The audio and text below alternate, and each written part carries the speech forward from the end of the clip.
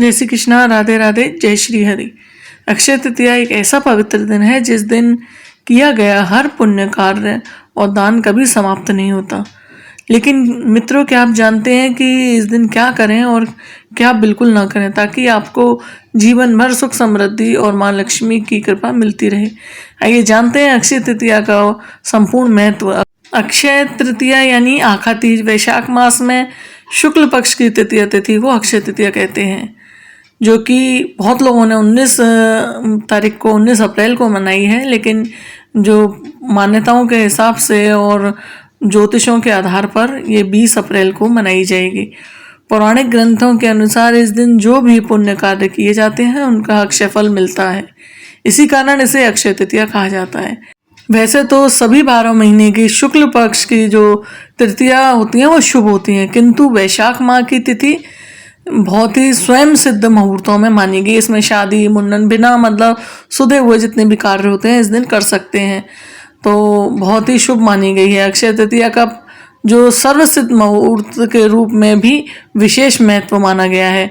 मान्यता है कि इस दिन बिना कोई भी पंचांग देखे कोई भी शुभ और मांगलिक कार्य जैसे विवाह, गृह प्रवेश, वस्त्र आभूषण, कोई नया वाहन की खरीदारी या घर का मुहूर्त, भूखंड वाहन आदि सभी खरीदारी से संबंधित कार्य किए जा सकते हैं। और नवीन वस्त्र आभूषण आदि धारण करने और नई संस्था समाज आदि की स्थापना या उद्घाटन का कार्य श्रेष्ठ माना जाता है। पुराणों में लिखा है कि इस दिन पितरों को किया गया तर्पण तथा पिंडदान अथवा किसी और प्रकार का दान अक्षय फल प्रदान कराता है। इस दिन गंगा स्नान करने से तथा भगवत पूजन से समस्त पाप नष्ट हो जाते हैं।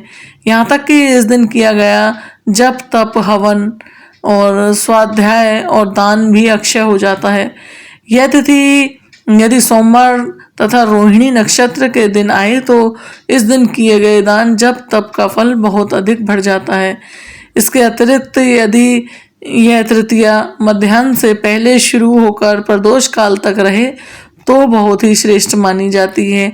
यह भी माना जाता है कि आज के दिन मनुष्य अपने या स्वजनों द्वारा जो किए गए अनजाने अपराधों की सच्चे मन से ईश्वर से क्षमा प्रार्थना करे तो भगवान उसके अपराधों को क्षमा कर देते हैं और उसे सद्गुण प्रदान करते हैं। अतः आज के दिन यानी कि अक्षय तृतीया के दिन, जो कि कल सोमवार को मनाई जाएगी 20 तारीख को, उस दिन अपने दुर्गुणों के भगवान के चरणों में सदा के लिए अर्पित कर उनसे सद्गुणों का वरदान मांगने की परंपरा भी है।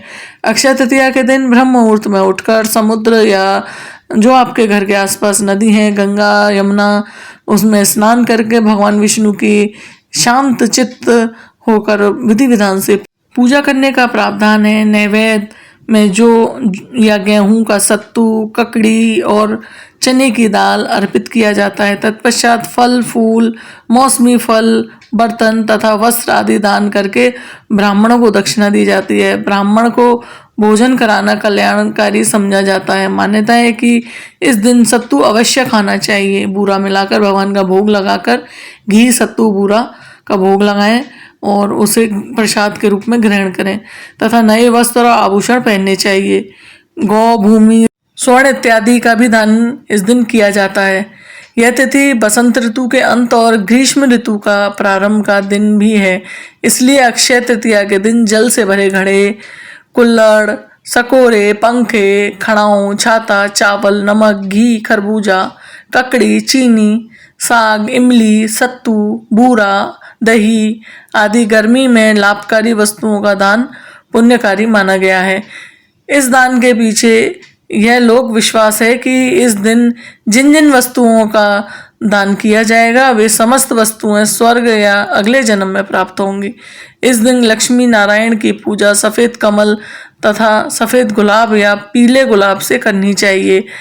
सभी महीनों की तृतीया में सफ़ेद पुष्प से किया गया पूजन प्रशंसनीय माना गया है। ऐसी भी मान्यता है कि अक्षय तृतीया पर अपने अच्छे आचरण और सद्गुणों से दूसरों का आशीर्वाद लेना अक्षय रहता है। भगवान विष्णु और माता लक्ष्मी की पूजा विशेष फलदायी मानी गई है। इस दिन किया गया आचरण और सत्कर्म अक्षय रहता है। भविष्य पुराण के अनुसार इस तिथि की युगादि तिथियों में गणना होती है। सतयुग और त्रेता युग का प्रारंभ इसी तिथि से हुआ है। भगवान विष्णु ने नर नारायण, हैग्रीव और परशुराम जी का अवतरण भी इसी तिथि को लिया था। ब्रह्मा जी के पुत्र अक्षय कुमार का आविर्भाव भी इसी दिन हुआ था। इस दिन श्री बद्रीनाथ जी की प्रतिमा स्थापित कर पूजा की जाती है और श्री लक्ष्मी नारायण के दर्शन किए जाते हैं। प्रसिद्ध तीर्थ स्थल बद्रीनाथ के कपाट भी इसी तिथि से ही पुनः खुलते हैं। इसी दिन वृंदावन स्थित श्री बांके बिहारी जी मंदिर में भी केवल इसी दिन ही श्री विग्रह के चरण दर्शन होते हैं, अन्यथा वे पूरे वर्ष वस्त्रों से ढके रहते हैं। बुंदेलखंड में अक्षय तृतीया से प्रारंभ होकर पूर्णिमा तक बड़ी धूमधाम से उत्सव मनाया जाता है, जिसमें कुंवारी कन्याएं अपने भाई, पिता तथा गांव, घर और कुटुंब के लोगों को शगुन बांटती हैं और गीत गाती हैं। अक्षय तृतीया को राजस्थान में वर्षा के लिए शगुन निकाला जाता है। वर्षा की जो कामना की जाती है, लड़कियां झुंड बनाकर घर घर जाकर शगन गीत गाती हैं और लड़के पतंग उड़ाते हैं। यहाँ इस दिन 7 तरह के अन्नों से पूजा की जाती है। मालवा में नए घड़े के ऊपर खरबूजा और आम के पल्लव रखकर पूजा की जाती है। ऐसा माना जाता है कि इस दिन कृषि कार्य का आरंभ किसानों की समृद्धि देता है। जय श्री हरि, राधे राधे।